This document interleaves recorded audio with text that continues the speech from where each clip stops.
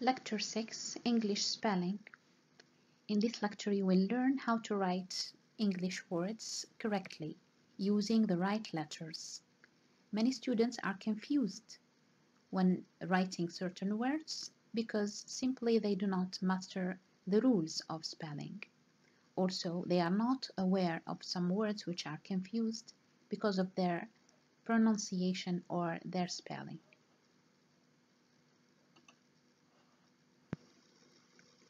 We start first with the confused words. In English, many words are confused because of the resemblance or the similarity of their spelling. They are called faux-amis. You should not confuse them. The following examples contain some of them. I'll accept every package except the one with the torn wrapping. Here we see the word accept and accept. They are a little bit similar in their pronunciation, but you have to pay attention to their spelling. Then and then are often confused also. We looked at old pictures. Then Peter was taller than Matthew. Than is used in comparatives. Then indicates time. The third one, 2 and 2. She's too late. It means she's very late. To enter. The second one is the marker of the infinitive, and sometimes it is used as a preposition. The next one, because of all the trees surrounding our house, it's quite quiet. Here the first one is an adverb which shows a degree, and the second one is an adjective which means calm.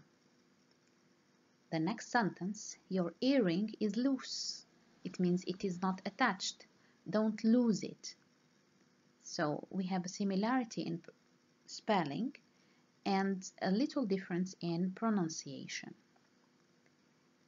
Next, whether we go or not depends on the weather. We have they are identical in their pronunciation. The first one means if, and the second one refers to a state of the climate. And also there is another pair of words which are confused, it's and its. They have identical pronunciation, but the first one means it is, while the second one is a possessive adjective. The next one, you're leading your opponent in the election. Your means you are, and your, the second one, is a possessive adjective as well.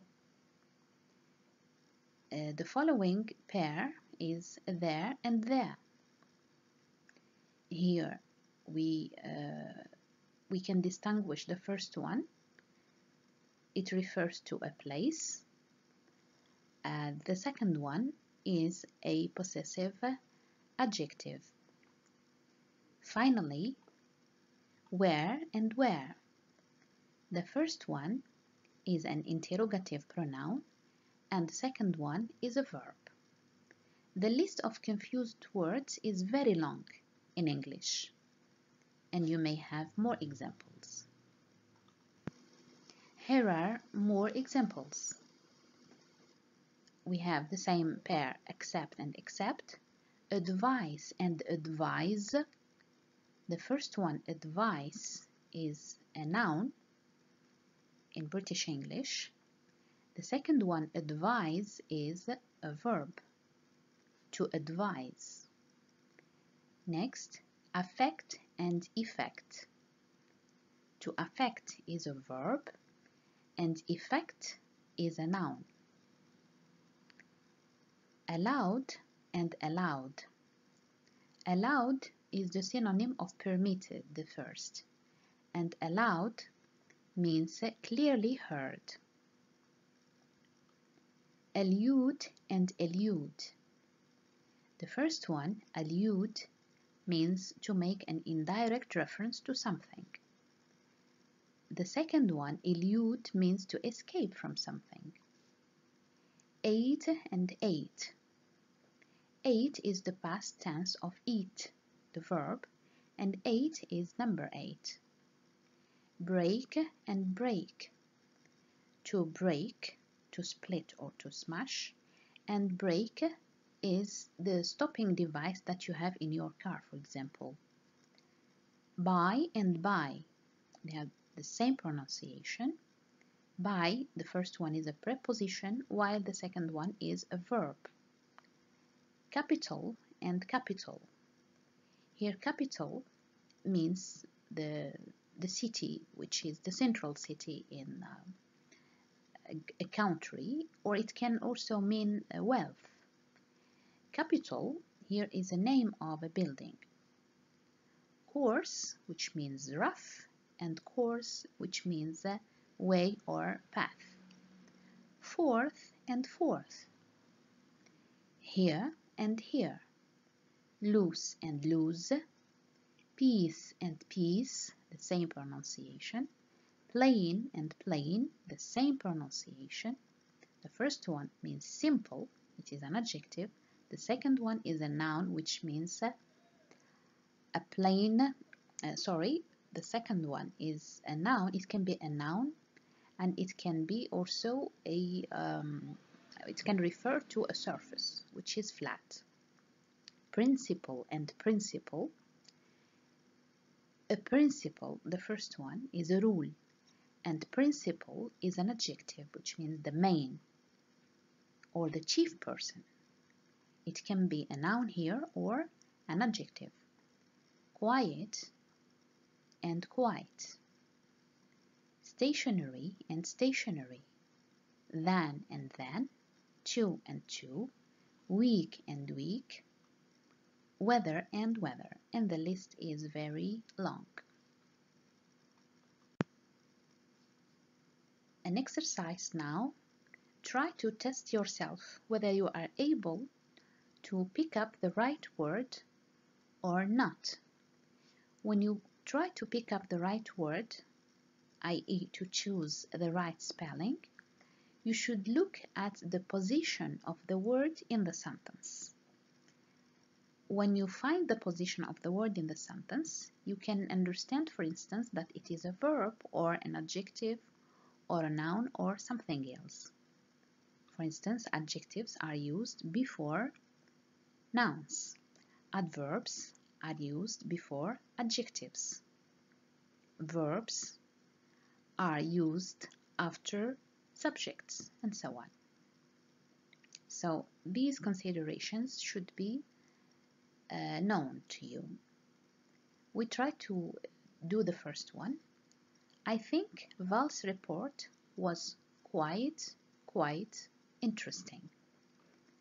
Here in our sentence, we have was and interesting, a linking verb and a complement or an adjective.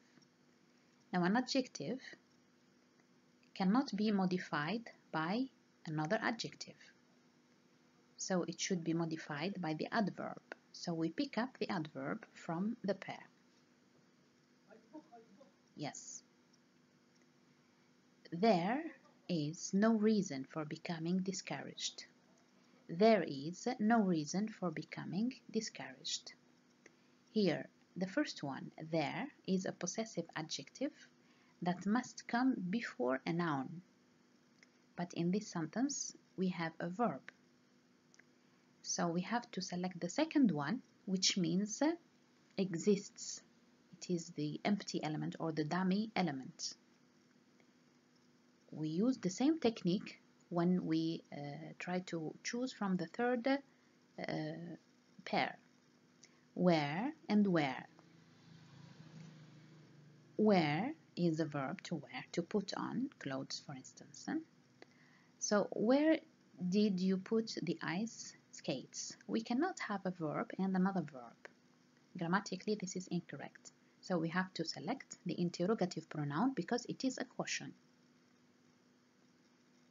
The next one, I hope I didn't lose my combination lock. Here in this sentence, I have a verb in the negative form. So from the pair, I have to pick up the verb, not the noun, etc. So you try to use your mind by looking at the place of the word in the sentence and the preceding and following words. They help you to find the category, whether it is an adjective, an adverb, or a noun that is needed. Then you take the one that corresponds to this position from the pair.